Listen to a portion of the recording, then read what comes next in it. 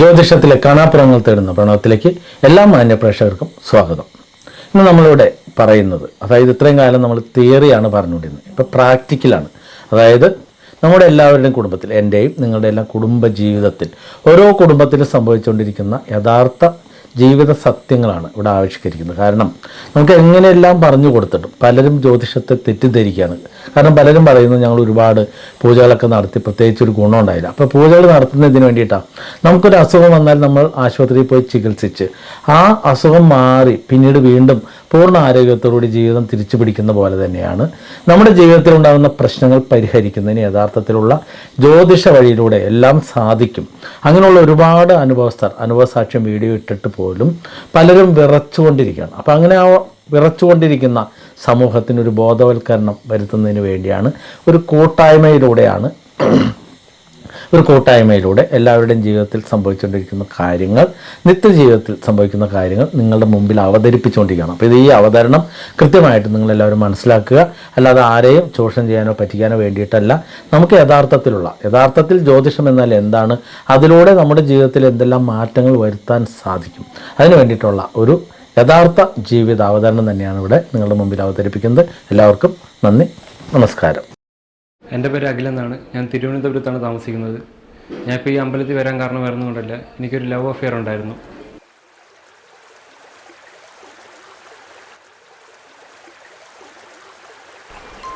എടാ, എത്ര നേരം ഇവിടെ വന്നിരിക്കണത്? നീ വെയിറ്റ് ചെയ്യടാ. ഈ ഉച്ച സമയത്ത് എവിടെ വെയിറ്റ് ചെയ്യാൻ? നീ രാവിലെ തൊട്ട് എനിക്കാണെങ്കിൽ പറ്റണല്ലോ അവിടെ നിന്നിട്ട്. പാൻറ്റും ഷർട്ടും ഞാൻ ഇട്ട് വന്നത്. നീ അത് മനസ്സിലാക്കണം. നീ എനിക്ക് വെയിറ്റ് പോരണം കിട്ടും. കൊത്തുണ്ട്. അവൻ എന്തിനാ അഖില്? അവൻ ആ പെണ്ണിന്റെ മനസ്സ് പോയിട്ടുണ്ടാവും. ഇപ്പോഴവൻ ആ പണി തന്നെ, ആളെ മണപ്പിച്ചോണ്ട് നടക്കുക.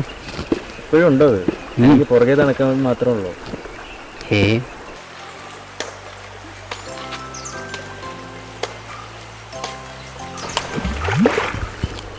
ആ വന്നു വേറെ അവളി തൊഴിലെല്ലാം പോയാടാ. എനിക്കൊന്നും അറിയില്ല. സമയമായി കണ്ടില്ല. എനിക്ക് ഇതൊക്കെ തന്നെയാണ് പണി, അവളുടെ പിന്നാലെ മണപ്പിച്ചുകൊണ്ട് നടക്കുന്നത്. അവളെ വിളിച്ചിട്ട് എടുക്കുന്നില്ലടാ.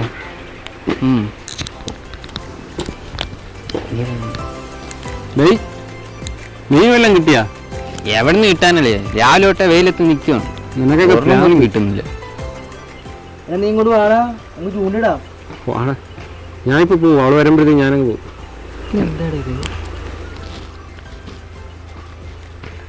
ഡേ ദോണ്ടാ നിന്റെ പെണ്ണ്.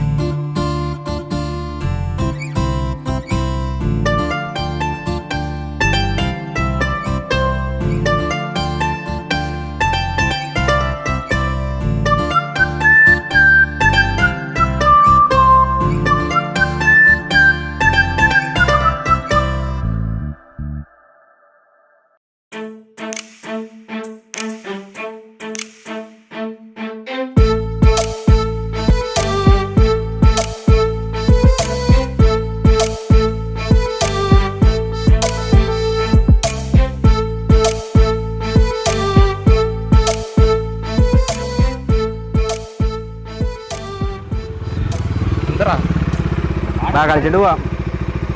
പോയിണ്ടാ, നീ വേറെ കുറച്ച് അത്യാവശ്യമായിട്ട് പരിപാടിയുണ്ട്. നിന്റെയൊക്കെ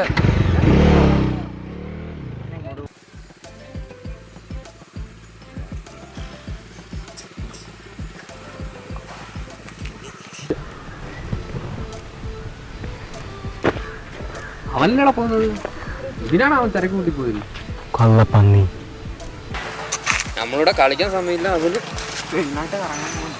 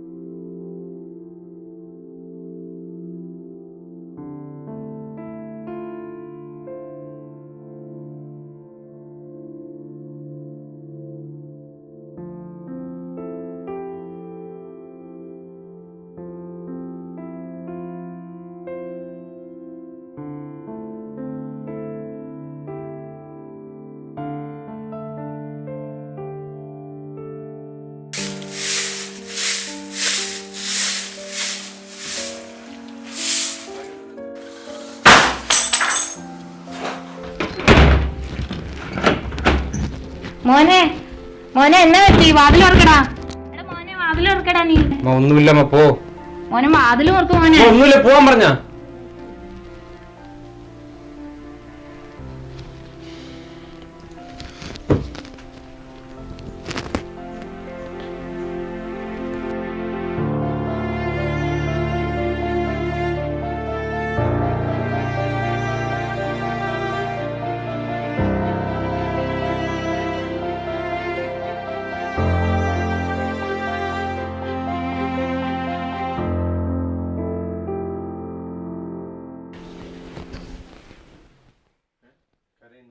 മോനെ മോനേടാ, എന്ത് പറ്റിയിടാ നിനക്ക്? കുറച്ച് ദിവസമായില്ലോ അമ്മ ശ്രദ്ധിക്കണം. എന്ത് പറ്റി? അമ്മയുടെ അടുത്ത് പറ. എന്താ? എന്തിനാ മോൻ കരയണോ? എന്തുണ്ടേലും അമ്മയുടെ അടുത്ത് പറ. എന്തോ ഉണ്ട്. കുറച്ച് ദിവസമായില്ലോ. എന്ത് പറ്റിയേ മോൻ ഇങ്ങനെ മുറിക്കാത്ത തന്നെ? എന്തിനാ? അതാണ് മോന് ഇത്ര വിഷമിക്കാൻ കാരണം. പോട്ടടാ, മോന് വേറെ എത്ര പെണ്ണുങ്ങളെ കിട്ടും. മോന് അതൊന്നും അത്രക്ക് സ്നേഹിച്ചമ്മ അവള്.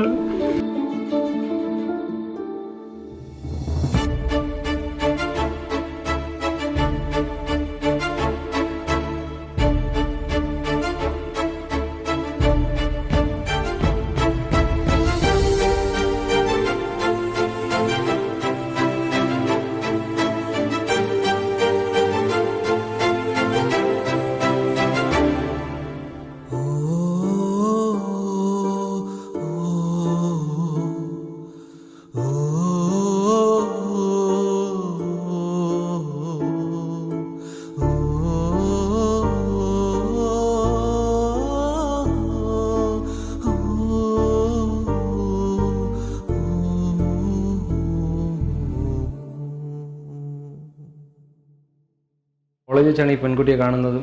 ഞാൻ പോയി പ്രപ്പോസ് ചെയ്തു. അവൾ ഇഷ്ടമുണ്ടെന്ന് പറഞ്ഞ് ഞങ്ങൾ 6 വർഷത്തോളം നല്ലോണം പ്രണയിച്ചു. എനിക്ക് തോന്നുന്നു വിട്ടുപിരിയാത്ത ഒരു പ്രണയമായിരുന്നു ഞങ്ങളുടേത്.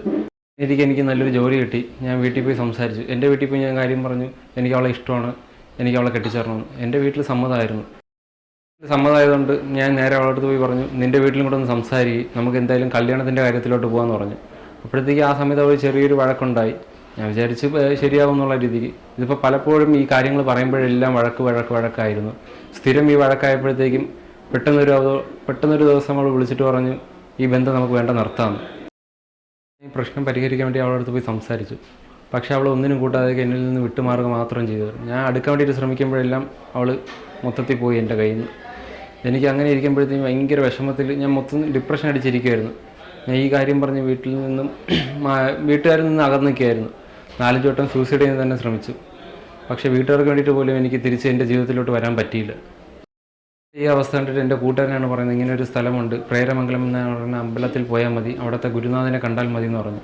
എനിക്ക് ആദ്യം വലിയ വിശ്വാസമില്ലായിരുന്നു. അപ്പോഴത്തേക്ക് പുള്ളിക്കാരൻ പറഞ്ഞു, നീ ആ യൂട്യൂബ് ചാനലിലൊന്ന് എടുത്ത് നോക്കാൻ പറഞ്ഞു. ഞാനത് കാണുകയും എനിക്ക് ചെറിയൊരു വിശ്വാസം വന്ന് ഞാൻ നേരെ ഇങ്ങോട്ട് വരികയാണ് ചെയ്തത്.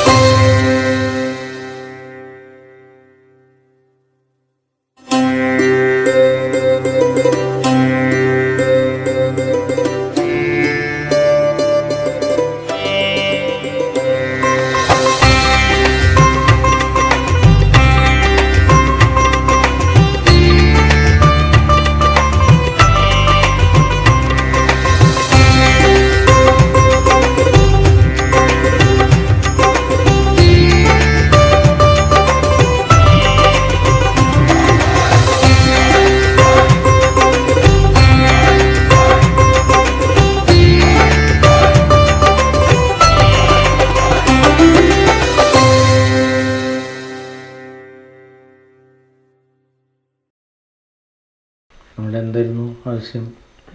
എൻ്റെ പേര് അഖിലെന്നാണ്. എനിക്ക് 24 വയസ്സുണ്ട്. അപ്പം ഞാൻ ആറ്റുകാൽ തിരുവനന്തപുരം ഭാഗത്തു നിന്നാണ് വരുന്നത്. എനിക്ക് ടെൻഷൻ താങ്ങാൻ പറ്റുന്നില്ല സാർ.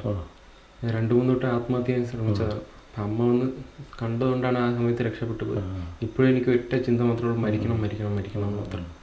എനിക്ക് എന്താ ഇത്രയും പ്രശ്നം സംഭവിച്ചേ? ഒരു 6 വർഷമായിട്ട് എനിക്കൊരു അഫെയർ ഉണ്ടായിരുന്നു ഒരു പെണ്ണുമായിട്ട്.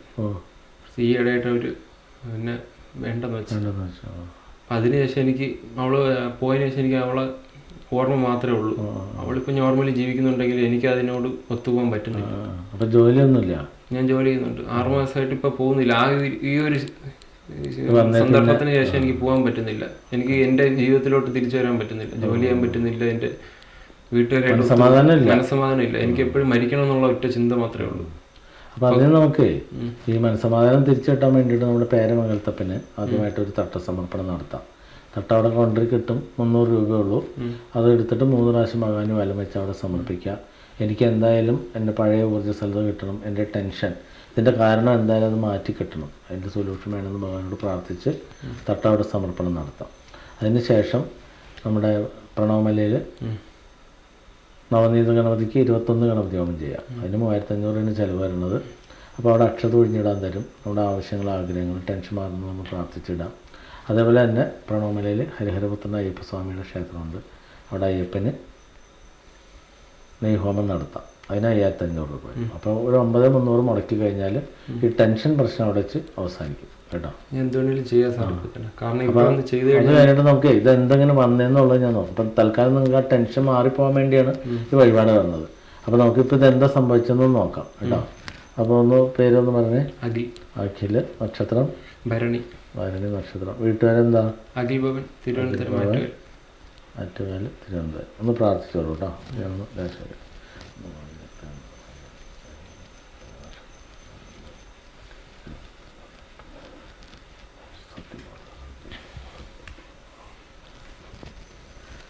നമുക്ക് വാഹനാപകടം വല്ലതും ഉണ്ടായിട്ടുണ്ടോ? 2 വീലർ പോയിട്ട് അങ്ങനെ ഒരു ആക്സിഡന്റ് ഉണ്ടായിട്ടുണ്ട്. ആക്സിഡന്റ് ഉണ്ടായി, അങ്ങനെ ബോധം കെട്ട് കിടന്നിട്ട്. പിന്നെ എനിക്ക് ആക്സിഡന്റ് ആയി ആ സമയത്ത് ബോധമില്ലായിരുന്നു. ഒരു 2 ദിവസം കഴിഞ്ഞിട്ടാണ് ബോധം വന്നത്. അതിനുശേഷമാണ് ഈ പ്രശ്നങ്ങളെല്ലാം. ഈ പെൺകുട്ടി അതിനുശേഷമാണ് നമ്മളോട് അകൽച്ച കാണിച്ചു തുടങ്ങിയത്. അത് കഴിഞ്ഞ് ഒരു 2-3 മാസം കഴിഞ്ഞപ്പോഴത്തേക്ക് ഈ അകൽച്ചകൾ ഉണ്ടായി തുടങ്ങി. അപ്പം അതിൽ നിന്ന് ഒന്നാണ് പ്രശ്നങ്ങളാണ് കേട്ടോ. അത് നമുക്ക് ആവാഹന പൂജയിൽ മാറ്റാവുന്നതുള്ളൂ കേട്ടോ. അപ്പോൾ ഈ ആവാഹന പൂജകൾ പൈസ എങ്ങനെ സംഘടിപ്പിക്കും? മാതാപിതാക്കൾക്ക് ഇതിലെ വിശ്വാസമൊക്കെ ഉണ്ടോ? അല്ല, അവർക്ക് വിശ്വാസമില്ല. അവർ എൻ്റെ അടുത്ത് പറയുന്നത് വെച്ചാൽ ഹോസ്പിറ്റലിൽ കൊണ്ട് കാണിയത് അതിൻ്റെ ആവശ്യമുള്ളൂ. പക്ഷെ ഞാനും അവർ പറഞ്ഞ പോലെ ഹോസ്പിറ്റലിൽ പോയി. പക്ഷെ ഉറക്കം മാത്രമേ ഉള്ളൂ. ഗുളിക കഴിച്ചുമ്പോൾ ഉറക്കം മാത്രം. അവർ തരുന്ന ഗുളിക കഴിക്കുന്നു, ഉറങ്ങുന്നു. അല്ല, എൻ്റെ ഈ മനസ്സ് എൻ്റെ കയ്യിൽ വയ്ക്കാൻ പറ്റുന്നില്ല കേട്ടോ. അപ്പോൾ അത് നമുക്കിവിടെ ആവാഹന പൂജയിൽ പങ്കെടുത്ത് മാറ്റാവുന്നതുള്ളൂ. 7 ദിവസം വ്രതം എടുത്ത് 2 ദിവസത്തെ പൂജ പരിഹാരത്തില്ല. അപ്പോൾ അതിന് പൈസ എങ്ങനെ സംഘടിപ്പിക്കും? പൈസയൊക്കെ കൂട്ടുകാർ തരാൻ നോക്കും. കാരണം കൂട്ടുകാരൻ പറഞ്ഞിട്ടാണ് ഇങ്ങോട്ട് വന്നത്. കൂട്ടുകാരൻ എൻ്റെ അവസ്ഥ കണ്ടപ്പോഴത്തേക്കും ഇങ്ങനെ ഒരു സ്ഥലമുണ്ട്, നീ ഒന്ന് പോയി കാണും. അപ്പോഴത്തേക്കും അവൻ്റെ ഒരു അനുഭവം വെച്ച് പറഞ്ഞതാ. അങ്ങനെയാണ് ഞാൻ ഇങ്ങോട്ട് തേടി. നമുക്ക് മാറ്റിയെടുക്കാൻ കുഴപ്പമില്ല കേട്ടോ. നമ്മുടെ ഡേറ്റ് ഓഫ് ബർത്ത് സമയം എന്ന് പറഞ്ഞപ്പോൾ ഞാൻ ജാതകം നോക്കിയിട്ടേ ഇനിയുള്ള കാലത്ത് ഏത് ജോലിയിൽ ശോഭിക്കാൻ പറ്റുന്നുള്ളത് നോക്കാൻ പറ്റും. ഡേറ്റ് ഓഫ് ബർത്ത് സമയം എന്ന് പറഞ്ഞു 11/4/1999. ഓക്കെ. സമയം വൈകിട്ട് 4:20. Okay okay. അപ്പോൾ നമുക്ക് ഏകദേശം ഒരു 12 വർഷത്തോളം ശുക്രദശയാണ്. പിന്നെ നമുക്ക് ഇവിടെ നിങ്ങളുടെ ജാതകം അനുസരിച്ച് ലണ്ടനിലോ അമേരിക്കയിലോ, അതായത് ക്രിസ്ത്യൻ രാഷ്ട്രങ്ങളിൽ പോയിട്ട് നല്ല രീതിയിൽ ജോലി ചെയ്ത് സമ്പാദിക്കാൻ പറ്റിയ ജാതകമാണ് കേട്ടോ. അപ്പോൾ ഈ പ്രശ്നം മാറ്റി കഴിഞ്ഞാൽ അവിടേക്ക് തന്നെ നോക്കിയാൽ മതി. അപ്പം അങ്ങനെ പിന്നീട് നല്ല ഇതിനേക്കാളും നല്ല കുട്ടിയെ നമുക്ക് സ്വീകരിക്കാൻ പറ്റും. എനിക്ക് ആ ഒരു അവസ്ഥയിലോട്ട് അതൊക്കെ മാറും. നമ്മുടെ ചിന്തകളൊക്കെ മാറിക്കോളും. ഇത് പൂജ കഴിഞ്ഞ് കഴിയുമ്പോൾ തന്നെ നമ്മുടെ മൈൻഡൊക്കെ മാറിക്കോളും കേട്ടോ. അപ്പോൾ അത് റെഡിയാക്കാവുന്നുള്ളൂ, അതിൽ പേടിക്കേണ്ട. ജാതകം അനുസരിച്ച് നമുക്ക് നീചഭംഗ രാജയോഗ ജാതകമാണ്. അപ്പോൾ നീചഭംഗ രാജയോഗം എന്ന് പറഞ്ഞാൽ വളരെ സമ്പന്നനായി ജീവിക്കാൻ പറ്റും. അതുപോലെ അവിടെ പോയി അവിടെ സെറ്റിൽഡ് ആവും. ജാതകം അങ്ങനെ കാണിക്കുന്നത്. അതേപോലെ ഒരു വിവാഹം മുടങ്ങുമെന്ന് കാണിക്കുന്നുണ്ട്. അപ്പോൾ അതായിരിക്കും ചിലപ്പോൾ ഇത് മുടങ്ങിപ്പോയത്. അതുകൊണ്ട് അതിനൊന്നും പേടിക്കേണ്ട. നമുക്ക് മൈൻഡൊക്കെ പഴയ പോലെ ആക്കി എടുക്കാം. പഴയ പോലെ അല്ല, അതിനേക്കാളും നേടാനുള്ള ഒരുപാട് സാധ്യതയിലേക്ക് എത്താം. പിന്നെ പൂജ കഴിഞ്ഞ് കഴിഞ്ഞാൽ നമുക്കിവിടെ പിന്നീട് എല്ലാ മാസവും ക്ഷേത്രത്തിൽ പാക്കേജ് പൂജകളുണ്ട്.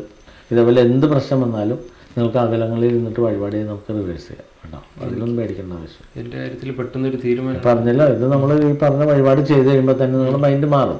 ഉടനെ ചെയ്യാം. അത് കഴിഞ്ഞിട്ട് ആവാന പൂജയ്ക്ക് 10,000 രൂപ അടയ്ക്കുക. അടച്ചു കഴിയുമ്പോൾ ഇവിടുന്ന് ഡേറ്റ് വിളിക്കും. ആ ഡേറ്റ് വിളിക്കുമ്പോൾ 7 ദിവസം അല്ലെങ്കിൽ 5 ദിവസം വ്രതം എടുത്തിട്ട് വന്നാൽ മതി. അങ്ങനെ വന്നു കഴിയുമ്പോൾ നമുക്ക് മാറ്റാൻ പറ്റും കേട്ടോ. നമുക്ക് ധൈര്യമായിട്ടും.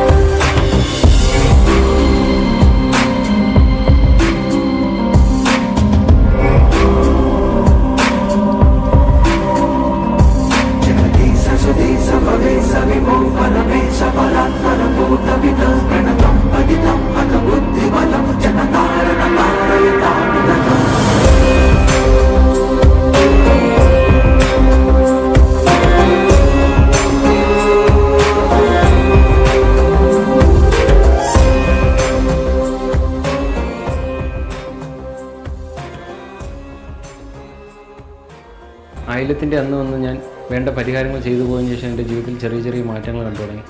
അങ്ങനെ ഇരിക്കെ ഞാൻ ആവാഹന പൂജയിലും പങ്കെടുത്തു. അപ്പോൾ തന്നെ എൻ്റെ ജീവിതത്തിൽ വിശ്വസിക്കാൻ പറ്റാത്ത മാറ്റങ്ങളാണ് കണ്ടു തുടങ്ങിയത്. വേറൊന്നുമില്ല, 1 മാസത്തിനകത്ത് തന്നെ എൻ്റെ ജീവിതത്തിൽ വേണ്ട കാര്യമായ വിദേശ ജോലി സെറ്റാവുകയും എൻ്റെ ജീവിതത്തിൽ ഇപ്പോൾ വളരെ ഹാപ്പിയാണ്. എൻ്റെ വീട്ടുകാരും വളരെ ഹാപ്പിയാണ് എൻ്റെ കാര്യത്തിൽ. എന്തായാലും നിങ്ങളുടെ ജീവിതത്തിലും ഇങ്ങനെ എന്തെങ്കിലും പ്രശ്നങ്ങളുണ്ടെങ്കിൽ നേരെ പ്രേരമംഗലത്തിൽ വന്ന് ഗുരുനാഥനെ കാണുകയും നിങ്ങൾക്ക് വേണ്ട പരിഹാരങ്ങൾ നേടിയെടുക്കുകയും ചെയ്യുക. ഇതെൻ്റെ ജീവിത സാക്ഷ്യമാണ്.